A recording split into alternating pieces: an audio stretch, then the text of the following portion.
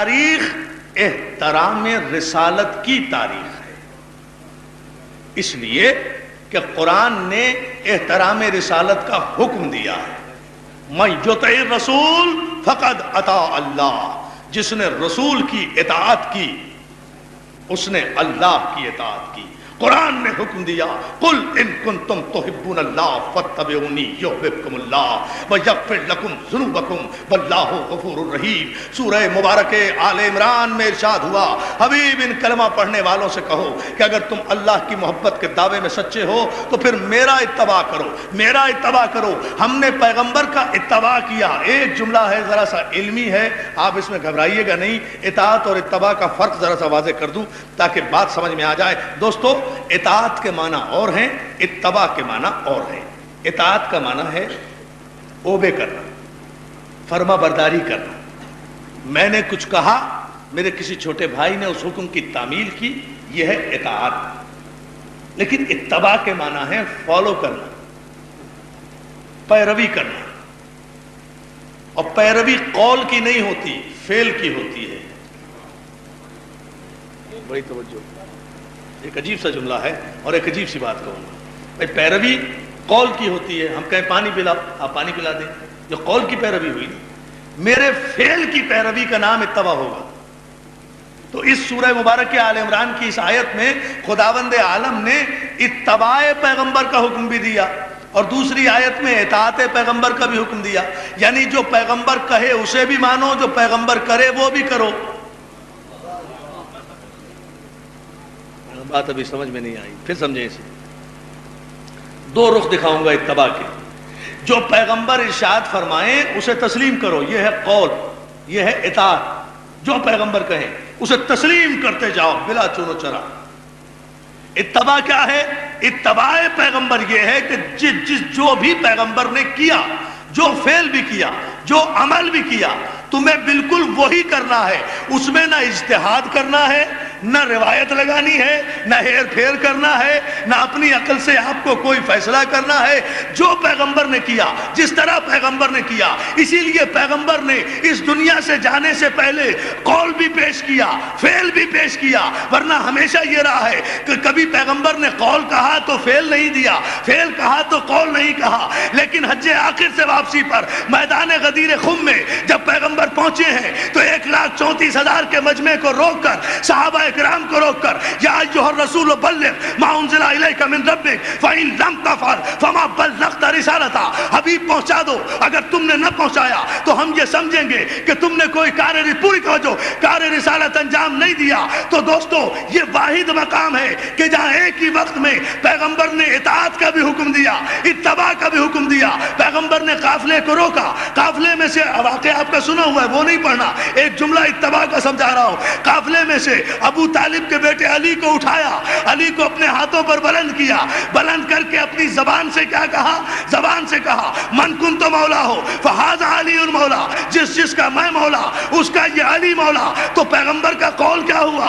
پیغمبر کا قول کیا ہوا؟ جس کا یہ مولا، جس کا یہ مولا، اس کا علی مولا، جس کا نبی مولا، اس کا علی مولا۔ یہ ہے اطاعت پیغمبر۔ ہم مسلمانوں پر واجب کیا کہ جو کچھ پیغمبر نے کہا اس کی اطاعت کریں، اس کی اطاعت کریں۔ یعنی پیغمبر نے کہا کہ مولا جس کا میں مولا اس کا یہ علی مولا، تو اب اطاعت رسول یہ ہے۔ شاہ جی بھائی بالکل صاحب محمد حسین بھائی، یہ دیکھیں بڑی عجیب فکر ہے۔ پیغمبر نے کہا کہ جس کا میں مولا اس کا یہ علی مولا، تو پیغمبر نے قول فرمایا نا، اطاعت قول کی ہوتی ہے۔ تو جب پیغمبر نے ابو طالب کے بیٹے کو مولا کہہ دیا تو اب قیامت تک ہر مسلمان کا فرض ہے کہ وہ علی کو مولا مانے۔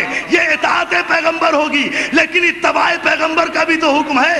پیغمبر کا اتباع کیا ہے کہ جو پیغمبر نے کیا وہ تم بھی کرو۔ تو دوستو، پیغمبر کے قول کی اطاعت تو یہ ہے کہ ہر دم مولا مولا کہتے رہو، اور پیغمبر کا اتباع یہ ہے کہ پیغمبر نے میدان غدیر خم میں صرف کہا نہیں بلکہ علی کو اٹھایا ہاتھوں پہ بلند کر کے۔ اب اتباع پیغمبر قیامت تک یہ ہے کہ جسے پیغمبر جھکا دے اسے تم جھکا دو، جسے پیغمبر اٹھا دے،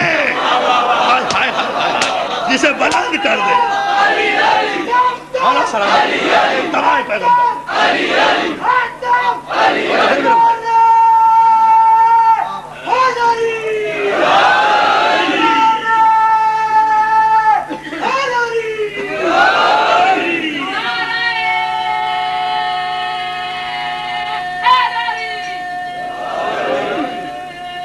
بلند آواز سے پوری طاقت و توانائی سے باہر تک بیٹھے ہوئے مومنین،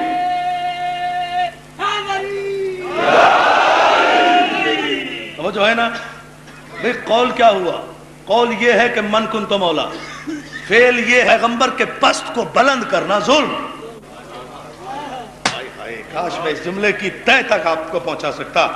فلسفے کی زبان یہی ہے، منبر کے آداب یہی ہے۔ پیغمبر نے علی کو بلند کیا، تو اتباع پیغمبر کیا ہے؟ اس وقت تک مسلمان اللہ کا دوست نہیں ہو سکتا۔ قرآن کی آیت کی روشنی میں میرے حبیب جب تک فاتبعونی تیرا اتباع نہ کرے، تیرا اتباع بھی کرنا ہے، تیری اطاعت بھی کرنا ہے۔ اچھا دنیا یہ کہے کہ صاحب ٹھیک ہے ہم رسول کو دیکھتے رہے، اتباع کرتے رہے، رسول نے نماز پڑھی جیسے انہوں نے پڑھی ہم بھی پڑھ رہے ہیں، انہوں نے قیام کیا ہم نے بھی قیام کیا، اتباع ہے۔ انہوں نے قعود کیا ہم نے بھی قعود کیا، انہوں نے سجدہ کیا ہم نے بھی سجدہ کیا، توجہ ہے۔ انہوں نے ہجرت کی ہم نے بھی ہجرت کی، انہوں نے جنگ کی ہم نے بھی جنگ کی، وہ میدان میں گئے ہم بھی گئے، جیسے جیسے رسول کرتے رہے ہم بھی کرتے رہے۔ تو کیا اتباع رسول کا حق پورا ہو گیا؟ تو رسول تو سوتے بھی تھے۔ بڑی ایک عجیب سی بات کہنے جا رہا ہوں، اگر آپ غور کریں بھائی، اتباع تو رسول کا زندگی کے ہر شعبے میں کرنا ہے نا۔ جاگو رسول کی طرح، سو رسول کی طرح، اٹھو رسول کی طرح، بیٹھو رسول کی طرح، نماز پڑھو رسول کی طرح، روزہ رکھو رسول کی طرح، حج کرو رسول کی طرح، ارکان ادا کرو رسول کی طرح، زندگی کو یہی ہے نا اتباع رسول۔ تو چلیے سارے اقدامات تو آپ کر لیں گے اتباع رسول، سونے میں اتباع رسول کیسے کریں گے؟ سونے میں آپ میرا اتباع نہیں کر سکتے، سونے میں خود اپنا اتباع نہیں کر سکتے۔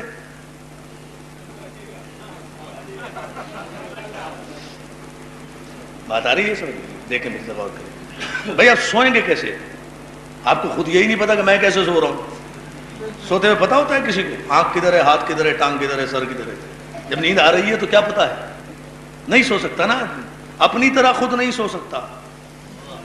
میں قربان ہو جاؤں، میں ایک ایسی منزل پر آپ کو لے کے جانا چاہ رہا ہوں جہاں اتباع آپ کو سمجھاؤں گا نہیں، انشاءاللہ مولانا طاقت دی تو دکھاؤں گا کہ اتباع کیا ہوتا ہے۔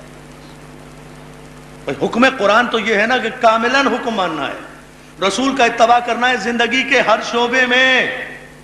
تو رسول جاگتے کیسے ہیں؟ چلیے اتباع کر لیں گے۔ رسول مسکراتے کیسے ہیں؟ چلیے ان کا اتباع کر لیں گے۔ رسول نماز کیسے پڑھتے ہیں؟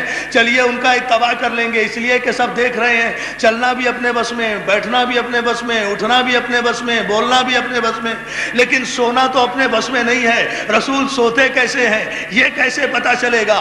یہ تو کائنات میں کوئی انسان نہیں ہے کہ کوئی میرے سونے کی نقل نہیں اتار سکتا، میں کسی کے سونے کی نقل نہیں اتار سکتا، مگر قربان جاؤں میں تدبر رسالت کے اور بصیرت پیغمبر کے کہ جس نے ہجرت کی شب اس آیت کا مفہوم بتایا کہ کوئی اتباع رسول کا حق ادا نہیں کر سکتا سوائے ابو طالب کے بیٹے علی کے۔ جب جاتے جاتے کہا علی آج ہمارے بستر پہ سو جاؤ، اور دیکھو علی بن کر نہ سونا، ایسے سونا جیسے ہم سوتے ہیں۔ اندازہ تو فرمائیے عجیب منظور۔ مولا آپ کو سلام، مل کر صلوات بھیج دیں محمد وآل محمد۔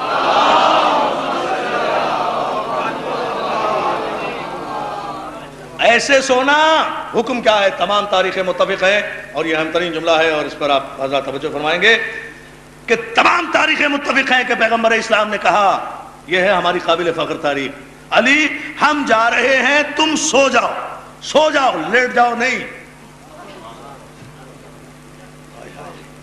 ما آتاکم الرسول فخذوہ وما نہاکم عنہ فانتہوا، جو رسول تمہیں دے اسے لے لو، جس سے منع کرے اس سے رک جاؤ۔ اطاعت مطلقہ رسول کی یہ ہے۔ تو اب رسول کا حکم ہے کہ سو جاؤ، لیٹ جاؤ نہیں۔ لیٹنے کے لیے تو کسی کو بھی کہہ سکتے تھے، سارے لیٹنے کے بادشاہ تھے، ہے نا؟ لیٹنے کا مسئلہ نہیں تھا، مسئلہ ہے سونے کا، کہ سو بستر پہ علی ہم جا رہے ہیں تم سو جاؤ۔ عجیب کریٹیکل سچویشن ہے بھائی۔ کافروں نے مشورہ کیا ہے آپس میں، 40 قبیلے تیار ہوئے ہیں، 40 تلواریں تیار ہوئی ہیں، ایک رسول ہے اس کو قتل کرنا ہے، اور اس کے بعد گھر کا گھیراؤ کیا ہے، اور اس کے بعد رات کو سوتے میں قتل کرنا ہے، بستر پہ قتل کرنا ہے، اللہ حکم دیتا ہے کہ یہ منصوبہ بنایا گیا ہے، تم ہجرت کر جاؤ، علی کو بستر پہ سلا جاؤ، مگر علی کو کہہ دیں کہ سو جائے۔ ہم لوگ کہتے ہیں صاحب علی سوئے کیسے اتنی تلواروں کے سائے میں؟ کسی کو نیند آ سکتی ہے؟ کراچی میں 22 ڈکیتیاں پڑ جائیں تو رات کو لوگ جاگتے رہتے ہیں، ہے نا، ہوتا ہے نا۔ اور چہ جائے کہ علی جو چاروں طرف سے گھر گھرا ہوا ہے دشمنوں میں، قاتلوں میں، برہنہ تلواریں، اکیلے تنہا، رسول رحمت بھی ہجرت کر کے چلا گیا، ساتھ بھی کوئی نہیں، پھر بھی اطمینان سے، اور سونا بھی ہے، کروٹ بھی نہ لینا علی، چادر کا پلو اٹھا کے بھی نہ دیکھنا۔ دیکھیں بہت تدبر سے سنیں اس مسئلے کو۔ علی تمہیں سونا ہے، اور دیکھو سونا بھی ہے نبی بن کر، آپ اس جملے کی قدر نہیں کر رہے، علی تمہیں سونا ہے نبی بن کر، آج تمہیں نبوت کا بھیس بدلنا ہے، جاگنے میں نہیں۔ صلوات بھیج دیں محمد و آل محمد پر۔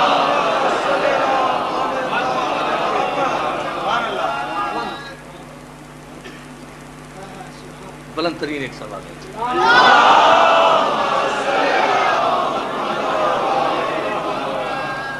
علی آج تمہیں بھیس بدلنا ہے کس کا؟ نبوت کا۔